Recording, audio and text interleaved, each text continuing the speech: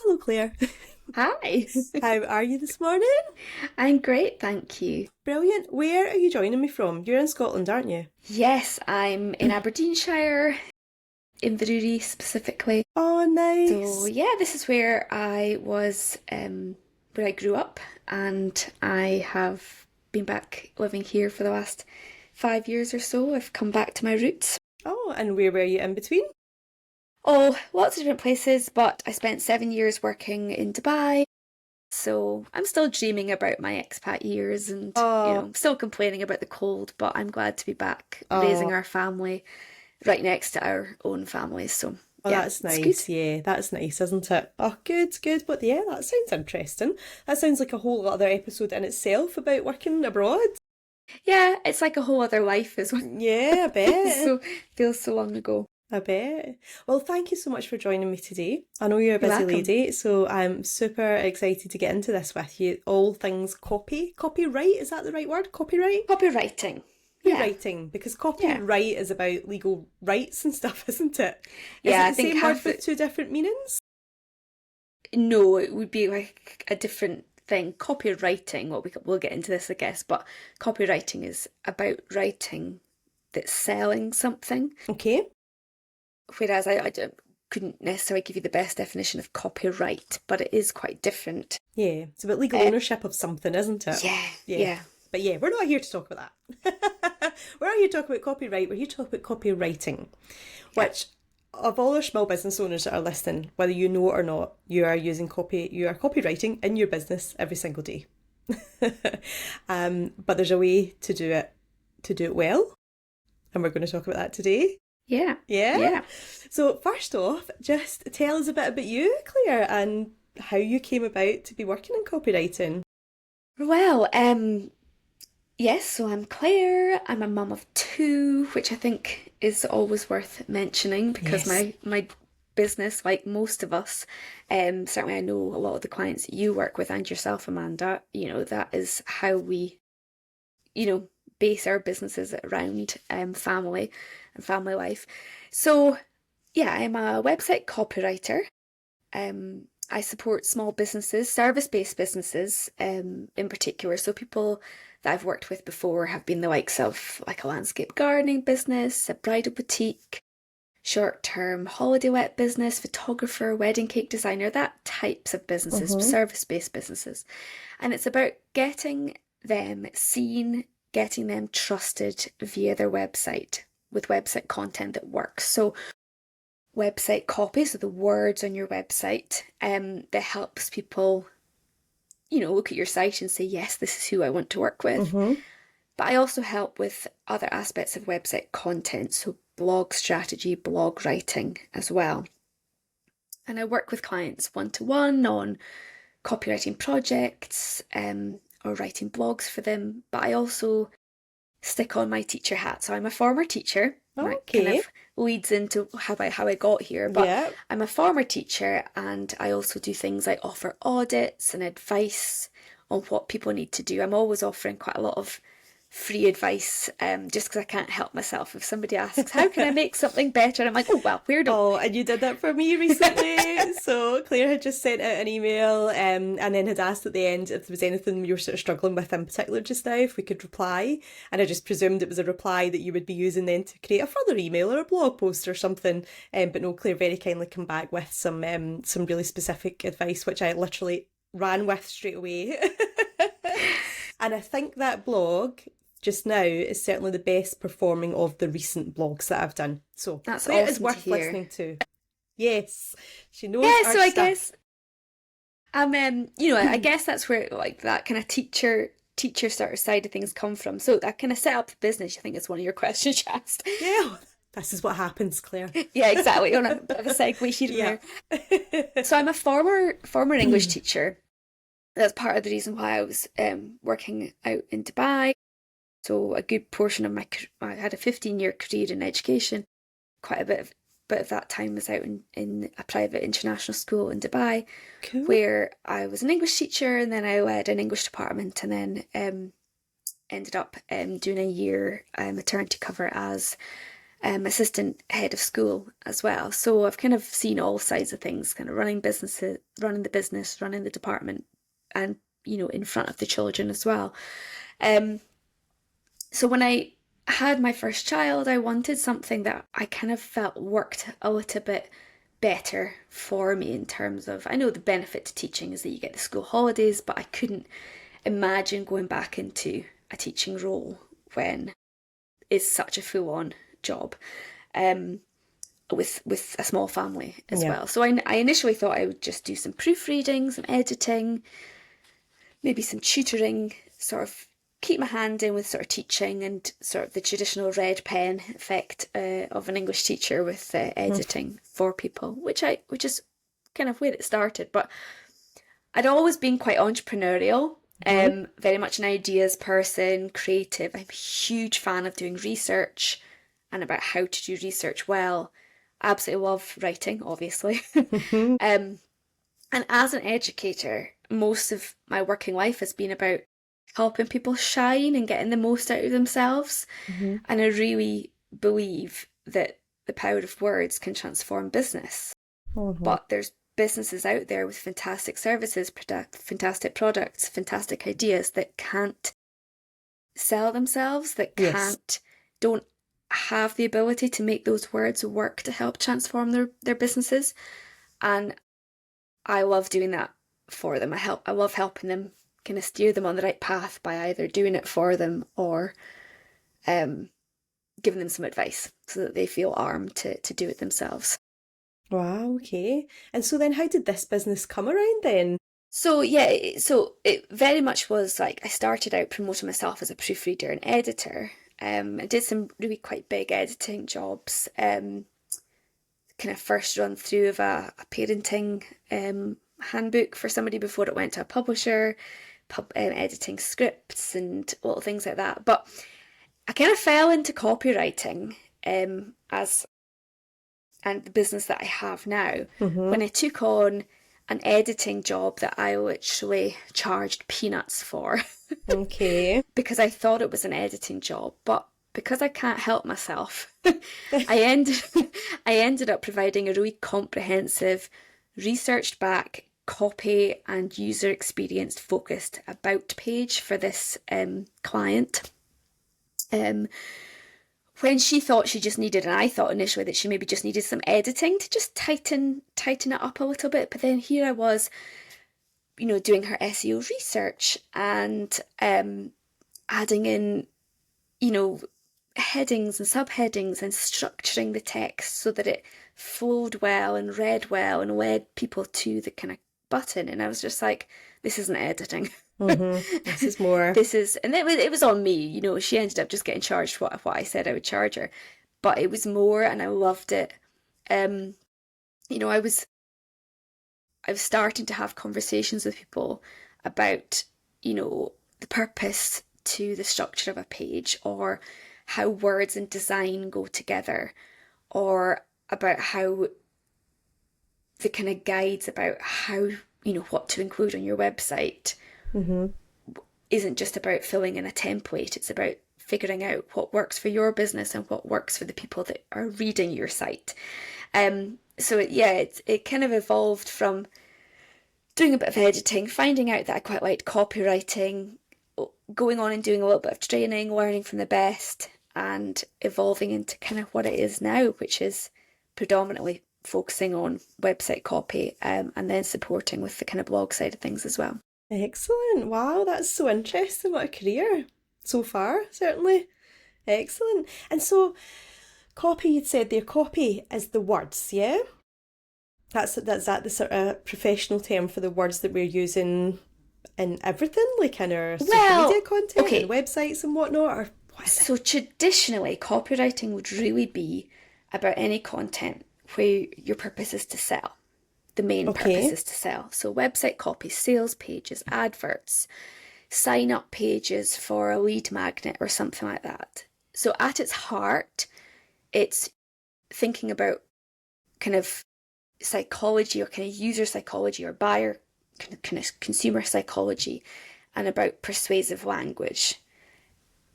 But we've also got content writing, which is typically designed to entertain, to nurture, to inform. So blogs and social media posts, for example, would be considered, in a traditional sense, content. They're mostly informing, entertaining. But this is where it gets really interesting, because I think there's very much been a shift with this. Okay. So there is an aspect, and you talk about this a lot when you're talking about Instagram, that you're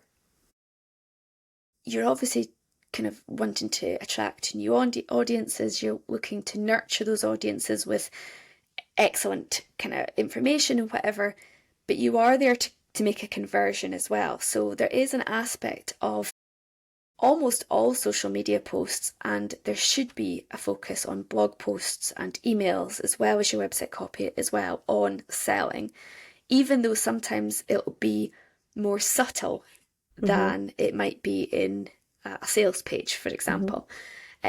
So I still kind of use the word copywriting to talk about all of that, because if you're putting together a blog post, and we spoke about this, didn't we, on email, that your blog post should be about giving great information, showing your expertise, sharing ideas and whatnot, like you've done. But it's also about making sure that you still get something out of it. You know, you're still guiding people to sign up, you know, to one of your services, or to even just get on your email list or something like that. So there's an element of copywriting in that. I think the best way to think about it as a small business owner is, for any writing that you're doing, whether you're going to use the word copywriting or content writing or just writing, is what's the purpose of the content that I'm writing? And a lot of the time that purpose is to sell, even though it's going to be maybe more subtle than in other places. And there's obviously a lot more to it than that. All roads lead to Rome.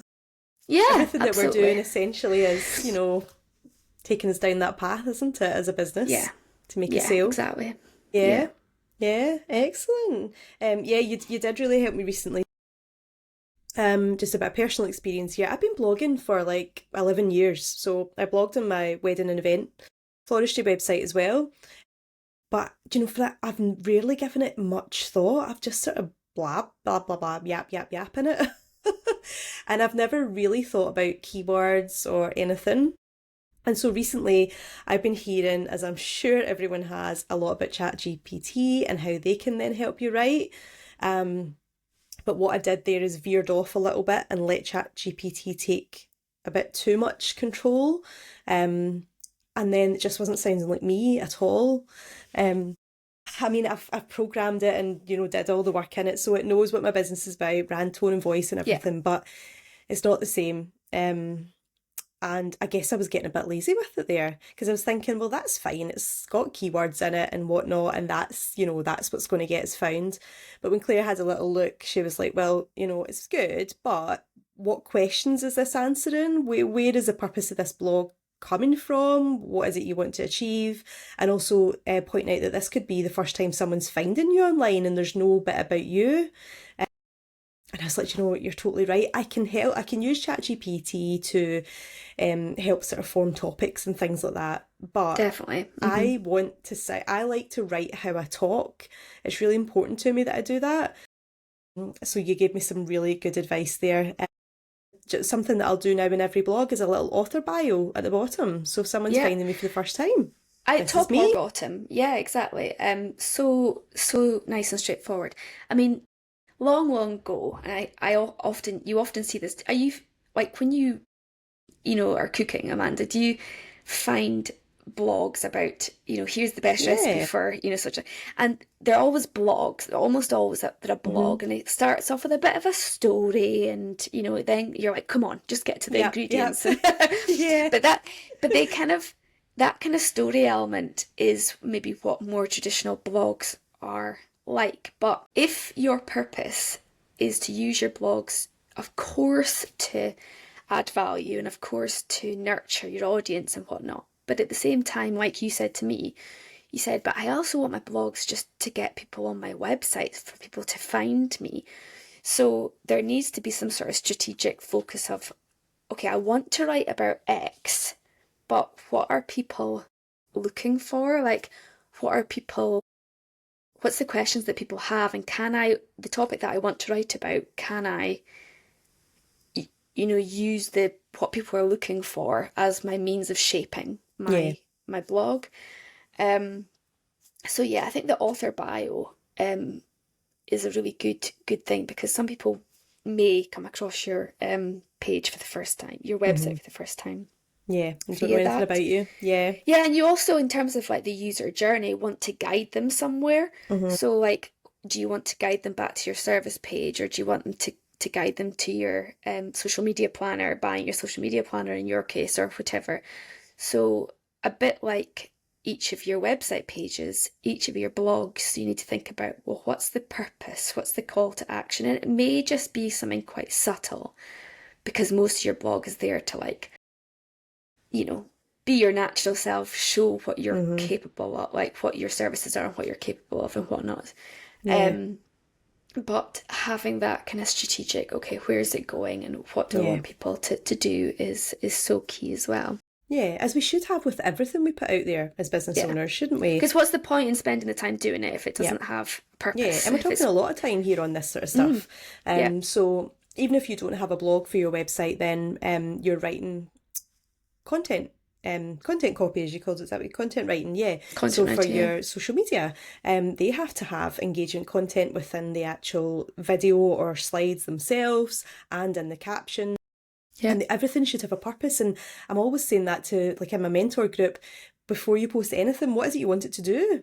Or people will ask me, right, so what will I do? What will I post this as? A reel or a carousel or a story? I'm like, well, first off, what do you want it to do? Yeah, what's the purpose of it? So I think without knowing it, we're all using different versions of copywriting throughout our business every single day, aren't we? Yeah. And perhaps not always realising the importance of it. You said at the start, some businesses are out there with great ideas and great products and great services, but if you don't know how to articulate that, you don't know how to get that message out there, then that's going to be a huge barrier for you, isn't it? Yeah, absolutely. Definitely. And so that's where good copy can really help a small business owner. Yeah. And it's not just about, oh, what am I going to write? It's about that thoughtful consideration of what is going to help sell my what's going to help sell my services and let people know that I exist and that I'm good at what I do, but also what are people looking for. You speak a lot about ideal clients. It's about really understanding what are their strengths and their struggles and their desires and their objections and their frustrations, and how are they wording it so that you can feed that back, you can mirror it back to them. And whether that's in your website copy or your blog or your social media, if you have done the research and you know that your clients say this about something, use that wording in your social media, hook. Because if it's working, if it's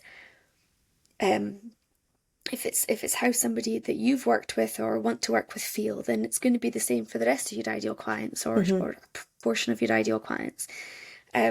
So in terms of social media, although we're talking about content writing traditionally, the kind of strategic copy element of it comes in when we have done the research and we've used that back at them as well. Absolutely. It's psychology as well. It is. There's so much psychology involved in marketing as a whole, isn't it? It's fascinating. So as small business owners, we're doing this every day. We're doing it every day. And our website, though, is somewhere we can make a huge impact, isn't it? And it's somewhere where we hope that our work will sell, convert, nurture, do all the things without us having to show up. Because in social media, it's more about, we can plan our posts ahead and whatever, but a huge element of that is being online to make that happen. But certainly my hope for my website is that it continues to spread the word for me without me actively being there every day. Definitely, yeah. If you've set it up right, if you've been strategic about writing it and designing it and optimizing it and all those sorts of things, it should work while you're sleeping. Yeah.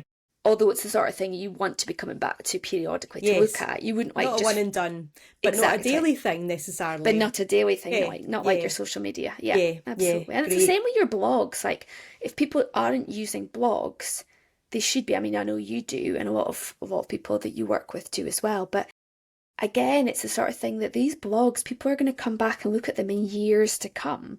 Whereas your social media, while it's engaging in that one moment, is forgotten about. Whereas the blogs are going to help in the future as well. So absolutely, yeah, it's about some of like you say you're looking for a recipe. Some of those blogs you find are years old. Yeah. So they're still working for you. They're still working hard in the background. Yeah. So with that in mind, then I think something to talk about is SEO.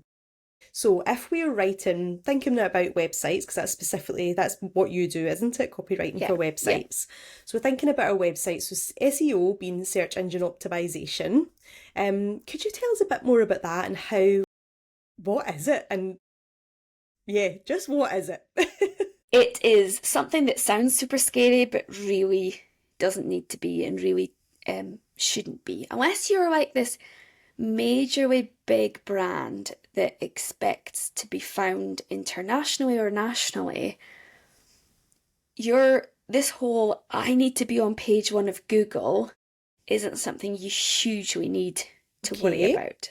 But if your search engine, if your website is optimized well, if it's written well, if it's strategic, if it's designed to convert people into buying your service or whatever, then you've got the chances of performing well on Google naturally anyway. Okay. So a lot of the time people think it's quite so a lot of people think it's quite scary, because I don't know about you, but there's often lots of emails in your inbox about I can get you on page 1 of Google, or this is how much it's going to be for SEO, and it just sounds like this really complex technical thing, and there's so many aspects to it for it to work really, really well. But it's simply put, when somebody is searching for something related to your business, if you've optimized your website effectively, if you've written your website well, if you've designed your website well, you will show up higher in the results. Okay. So obviously higher visibility means more potential clients, ideally the perfect fit clients as well. So it's about including the right words or phrases and answers to questions that your ideal clients are typing into search engines. Okay. It's not about stuffing those words and phrases and questions. Which is the trap I fell into slightly there. Yeah, potentially. But it's about being strategic. So if you're writing a blog post like you were doing, you might have one keyword that you want to, or one kind of question that you want to answer, and that's your key phrase, and you want to try and incorporate that into kind of key areas of your blog post or key areas of your service page on your website, for example.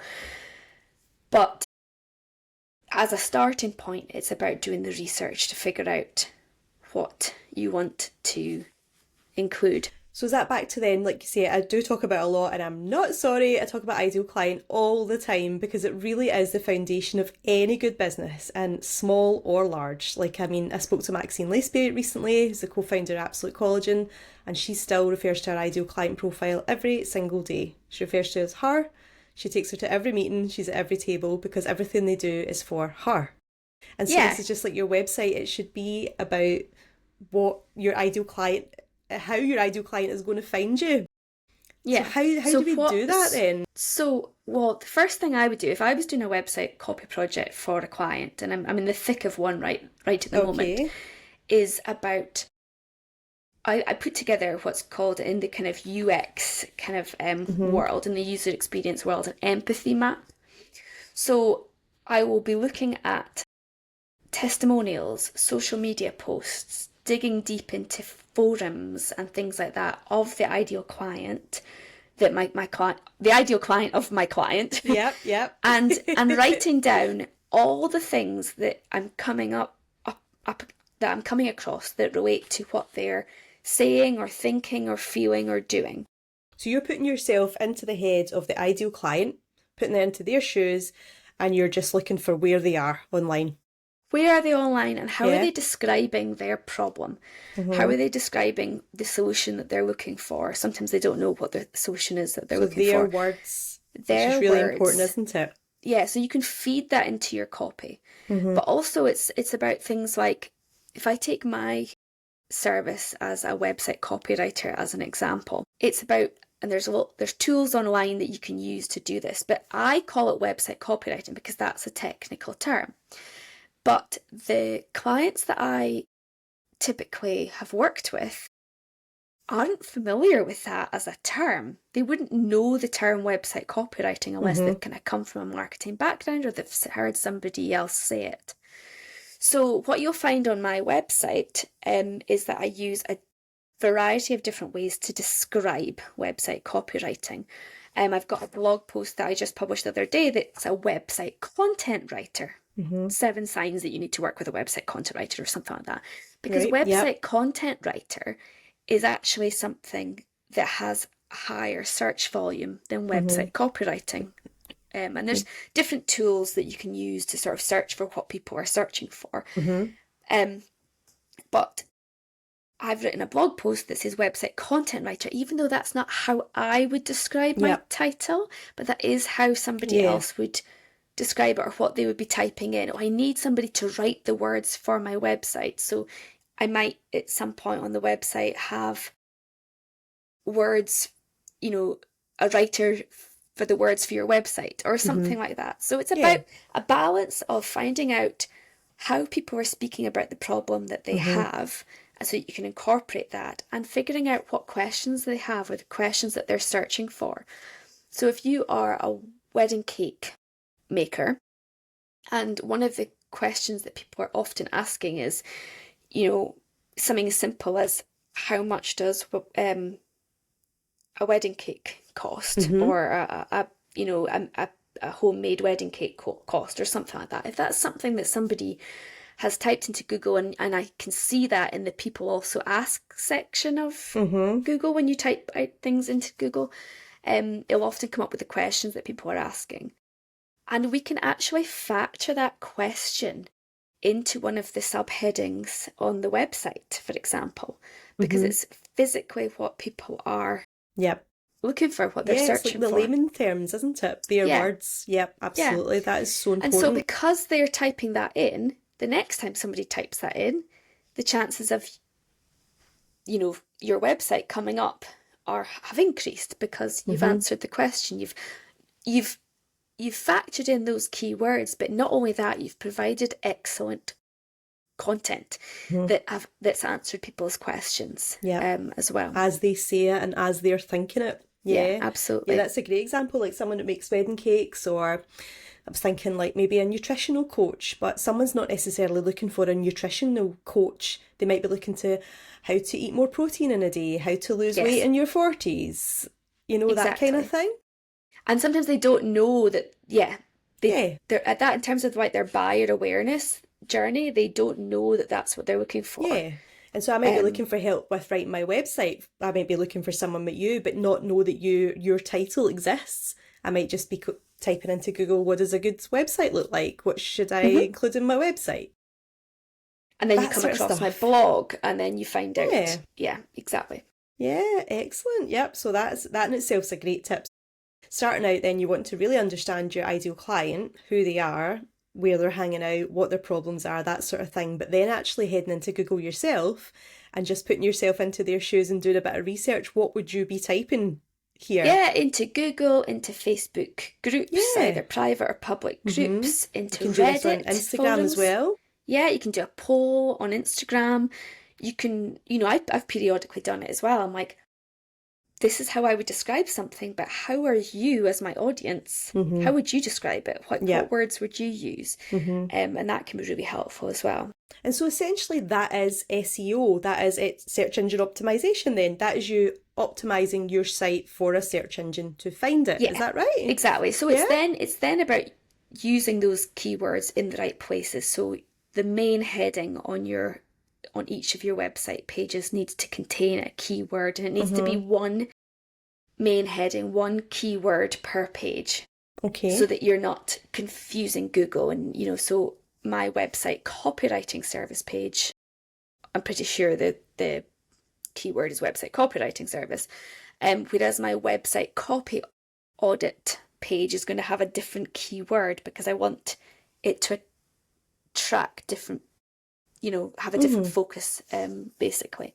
Okay. But then it's also about things like making sure that you are using variations of the same sort of thing on your page. It's about optimizing your images on your page as well. So your alt text, your alternative text for your website. So a picture of you, Amanda, on your website will hopefully be optimized so that it includes your name, your business name, what you do, and what the keyword is for that particular page. So is this where you can go in and actually describe the image? Is that alt text? Yeah, so you can describe the image, but you can also include your kind of keyword in there as well. So I would recommend that for like all pages of your website, including your blog. Because if people are looking through a Google image search, or they just so happen to be looking at a Google image search, if somebody was like, oh, I need to look at a template for a blog post, for example, and they go on Google Images to see if they can find that, they might come across, I don't think I've optimized my images for this, but they might come across me because I've said blog writer for small businesses, or providing support to, so that as well as coming across maybe some blog kind of templates, they might come across my image as part of the kind of Google Images. And then that leads into my website. And then, and so on. They read the service pages and then they go, oh, maybe I do want to work with this person, and kind of go to the contact page and so on. So it's about, just using the keywords in the right places as well. And then there's a whole kind of backside to your website as well.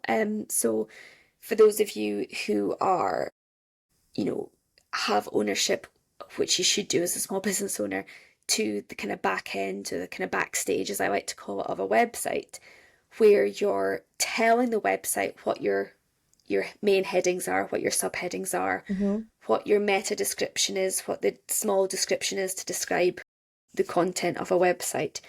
Again, you're optimizing, you're putting in those keywords that you've got, or the main keyword for that page, and making sure that it's in there on the kind of backstage of your website as well.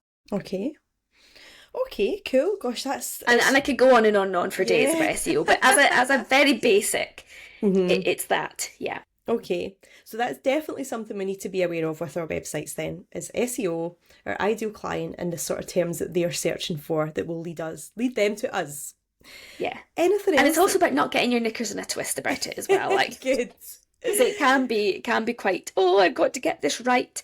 And it's about kind of, iteration. It's about coming back and checking what's working and what's not working and things like that. But some people just forget some very basics. What's your job title, or what's the service that you offer? What's your name? What's your business name? Where are you based?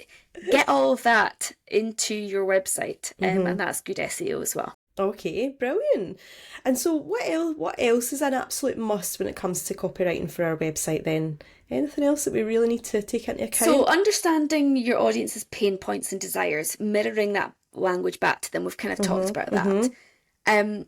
Making your call to actions, your button copy in particular, being strategic about deciding, right, they're on my homepage, where do I want them to go next? Do I want them to head to my service page? They're on my service page, where do I want them to go next? I probably want to get them onto my contact page. So it's about being strategic about where am I guiding people to next. So that's part of it. But it's also about making sure that those button copy, the micro copy, the kind of little words that are in your button, are clear about what action somebody's going to take. So are they downloading something? Are they contacting you to book a call? Are they viewing the services? If people don't know what's behind that button, what's behind that door, they might feel a little bit nervous to take that next step. Yeah, in case it takes them through to a payment page or something, just be really clear. Exactly. So that's super important, to be kind of specific, clear, action oriented sort of thing. Okay. Benefits, not features, or not just features of a service that you offer. So how is the service that you are offering going to improve the life of your kind of ideal client, or solve the problem that they have, or move their business forward if you're a business to business type service provider, as opposed to just saying this is what you get as a, in terms of features. It's what are the benefits to you as well. That's something that's kind of sometimes overlooked a little bit on websites. Okay. Yeah, so actually sort of talking about the outcome, like where this will take you, your Yeah, so service. even if it's something like becoming more confident to write your own Mm-hmm. blog posts, if that was a kind of Mm-hmm. benefit that I've got on my service page, not it as well as the features of this is what you get when you work with me, like I'll go through this and this. It's showing them that the problem that they have, that I've read that they have, I've kind of mirrored that back to them and said, here's how you'll feel at the end. Yeah. um Okay. but also incorporating social proof testimonials strategically in a website, not just having it as a testimonials page or sort of scrolling bar at the bottom. If you know that people might not book your service because it's got quite a premium price tag to it, and you know that small business owners are thinking, oh gosh, can I afford that? At the point where you're having information about your pricing, which I would always, always, always encourage people to have on their website, or at least a guide to their pricing, even if it is kind of a bespoke service, is then following that up with maybe a testimonial, if you've got one, of course, that speaks about the value or what somebody got from it, so that they're thinking, oh gosh, is that the price tag? But then they're immediately faced with a testimonial that shows somebody saying, oh, it was 100% value for money, this is what I got from it, for example. As opposed to really burying good tip, that, actually, as opposed to burying that testimonial somewhere else. And obviously it's about making sure you get some high quality testimonials that help show that, and you can do by guiding people or asking the right questions when you ask for your testimonial. But you can't alter a testimonial, so you've got to work with what you've got. But it will build trust and kind of handhold people to say, okay, it still looks like a lot of money, but it worked for these people. This is what they got from it. I can see that they're real people because they've got their names attached to it, their businesses attached to it, their photos attached to it, or whatever. Yeah. And then that's going to boost that trust and whatnot. Absolutely. As well. And you can, put yourself in their shoes. You know what it's like if you've been looking at a business for a couple of times and you're kind of on the fence, you're not too sure, and then you see a client review or some feedback or whatever, it instantly does just build some confidence, doesn't it? It can change the kind of your thinking entirely. Totally be the difference between hitting the sign up button or not, and so strategically placing that makes so much sense. Yeah, I mean, I don't know about you. If I'm going on a holiday, before I book the holiday, I'm going to trawl through all the reviews because I know to do that. But if I'm deciding between one service provider and another, I don't know, a photographer, for example, I'm not necessarily going to look at their testimonial page unless I'm already thinking to work with them. And just to see, is there any kind of like red flags or something that I should be aware of, or what's the green flags, what's the great things that's going to encourage me. But if those testimonials have been plonked in the right places to really support my kind of journey of deciding whether to book them or not, then I'm far more likely to go straight to that contact page and make the booking. Makes total sense, doesn't it? Yeah, absolutely. Yeah. Wow, that's great. And then the one thing I see, sorry, I was just going to say, the last thing that I would say you must do that gets so forgotten about all the time is ensuring readability with good formatting. Okay. So easy to read content. What does that look like then? Yeah, so plenty of white space. There's plenty of gaps between words. Short paragraphs, bullet points to make content scannable. Thinking about where the eye will look on a page, and there's so many tools out there that you can look at heat. There's different kind of heat map software that you can see where somebody physically looks on your site. Oh, But what wow. I see with a lot of clients that I work with who are looking to upgrade their website is big blocks of text Mm-hmm. that looks like something you would write, for an essay at school or Mm-hmm. whatever. And the truth of the matter is that people are not going to read it. No, that's true. You might have the best content within that big block of text, Mm-hmm. but if it's not divided up with subheadings, your skimmers and scanners are going to get turned off by that, and they're not going to see the quality service that you're offering, Mm-hmm. even if what you're offering is awesome. Okay, yeah. You've got two types of readers on a website: those that will read every single word, and those that are just jumping on for a quick skim and scan of it. So you need to make sure that you're making it readable for them. There's a lot more to kind of readability and accessibility and whatnot.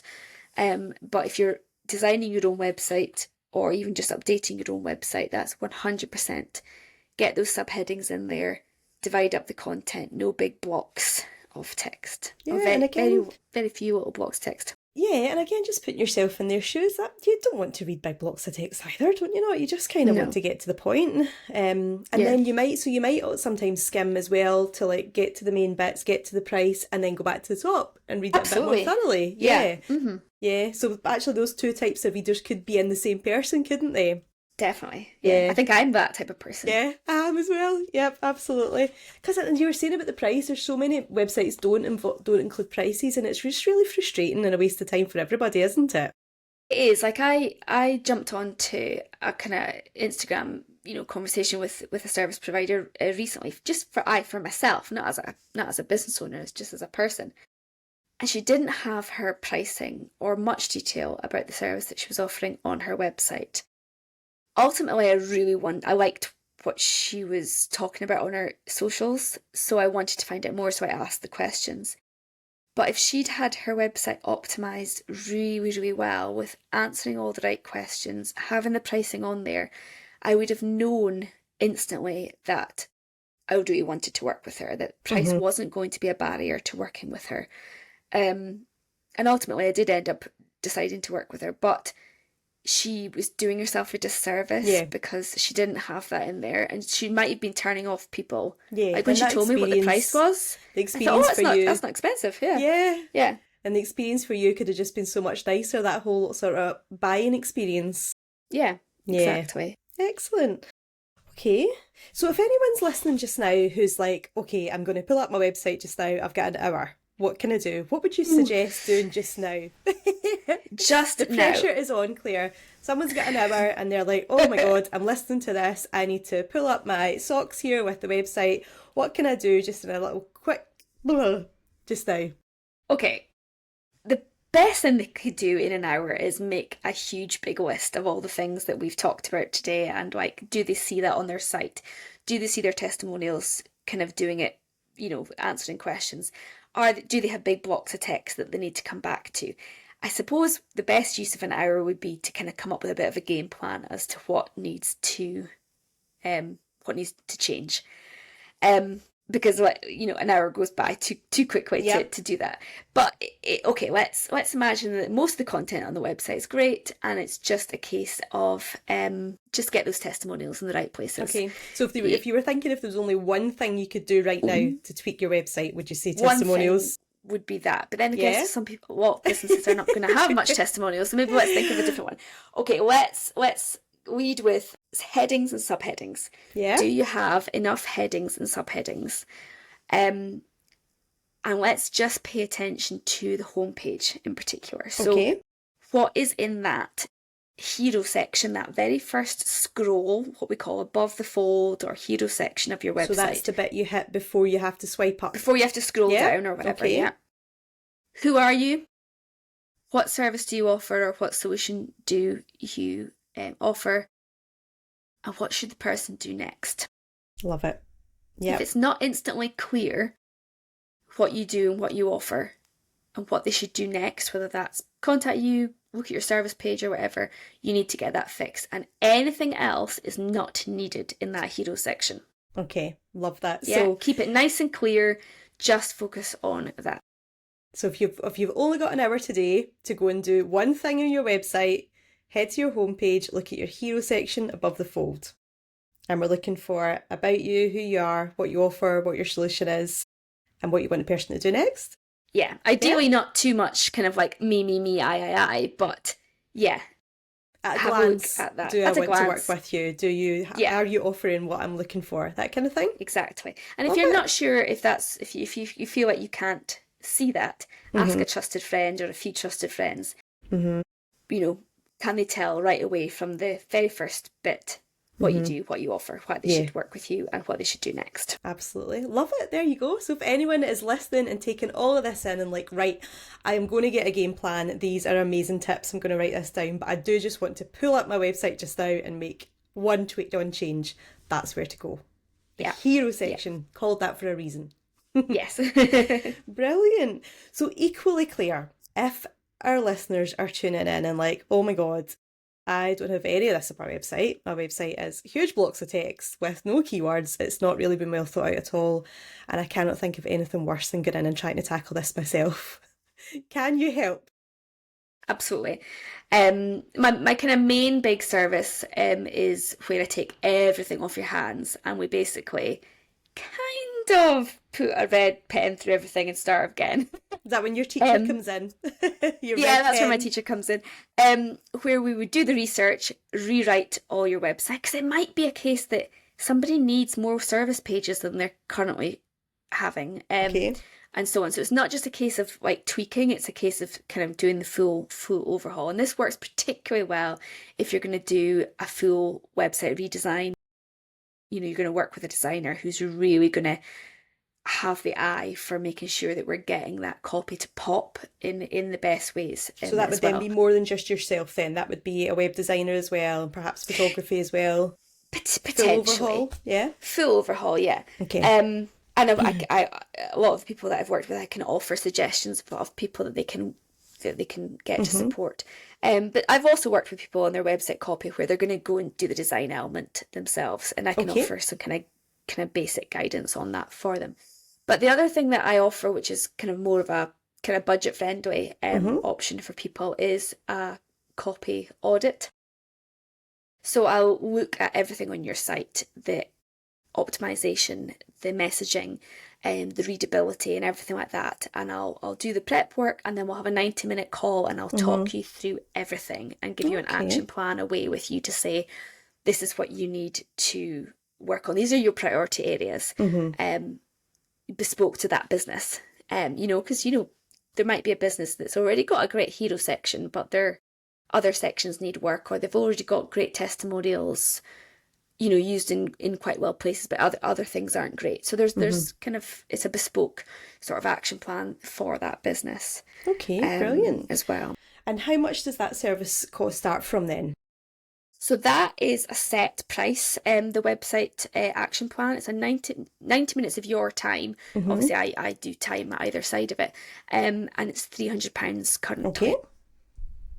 Excellent. Because let me say, that's good to know, isn't it? If people are thinking, is this something I can go for, to know that there's a budget-friendly option there, to have a really good look at things and get some really good feedback on where to go with it.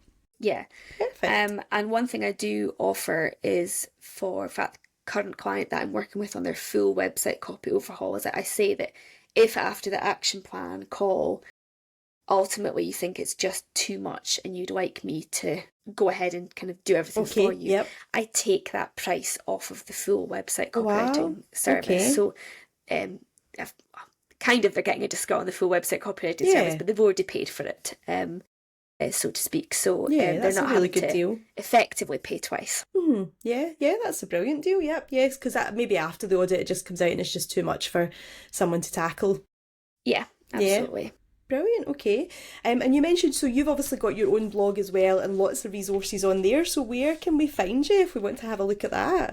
So you can find me at wordcraftservices.co.uk. Okay, and I'll put a link to that in the show notes. That would be awesome. I have a free download that is perfect for anybody who's sort of like wanting to review their website and see how good it is currently, and it goes through the 4 most friction-causing things that I regularly see on small business websites. Okay. It's quite a meaty sort of guide. It's a 28-page guide with lots of how-to examples, annotated sections.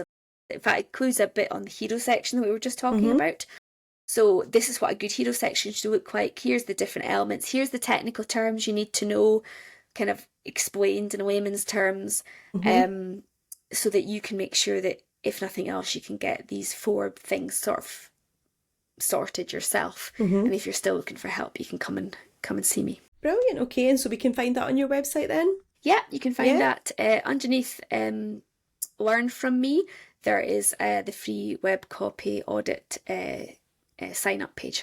Excellent. I'll put a link just to that page then on the show notes, so just link straight through. Fantastic, Claire. That has been really helpful. We spoke about so much today. I love that we've touched on social media as well and content creation right in there as well, but they're really focused on our website because, I mean, a lot of small business owners, they sometimes have a website, they set it up and that's the end of it. And they're not revisiting it and not keeping it up to date. You know, I think we've all been guilty of that at some point. So it's really good to bring that to the forefront, you know, and put that back in the spotlight, that there's actually quite simple things we can do to help our website get found and really work for us in the background. Definitely. Brilliant. So thank you so much for that. Do you think there's anything we've not mentioned today, though, that would be helpful? Not off the top of my head. I think just probably worth saying that it can all feel very daunting, like any aspect of marketing. But definitely dedicating some time on a quarterly basis to checking in on your website and reviewing it is so key, whether you're doing that yourself or getting some support. Okay. It's as important as optimizing your Instagram bio periodically or whatever as well. Okay, and so with that, you're just making sure then that hero section is still accurate and up to date, and that any services you've dropped or added or whatever are there. Yeah, and sometimes, I mean, that is the great thing about social media. It's a great place to experiment with your messaging. True. About how you would describe something, or you know, you can be a bit more playful with it. You can kind of experiment with your brand's voice and how you would describe something, and you might find that you are using the same phrases time and time again that actually aren't currently on your website, but they're better than what you've got on your website. So if you're doing your social media, you know, if you're keeping a note of all those captions that you're writing or whatever, try and review your website and say, like, can some of that be filtered through into my website? So there's a consistency of messaging across the two. Absolutely. That's another really good tip then, to keep a note of captions or just review them as part of your website review as well, because I'm all for repurposing content. Yeah, whether it's turning a blog into social media posts or likewise turning social media posts into a blog. It works both ways, doesn't it? Yeah, both ways, yeah. Fantastic. Great. Well, thank you so much for your time. Really looking forward to getting this episode out there. And we can find you on Instagram as well, can't we? I'll put your link to that. Yeah. I hang out mostly there. I'm on LinkedIn as well, but you'll find me on Instagram most of the time. Okay, thanks so much for your time, Claire. Take care. Thanks, Amanda. Bye. Bye. Right, you just hang fire a little second.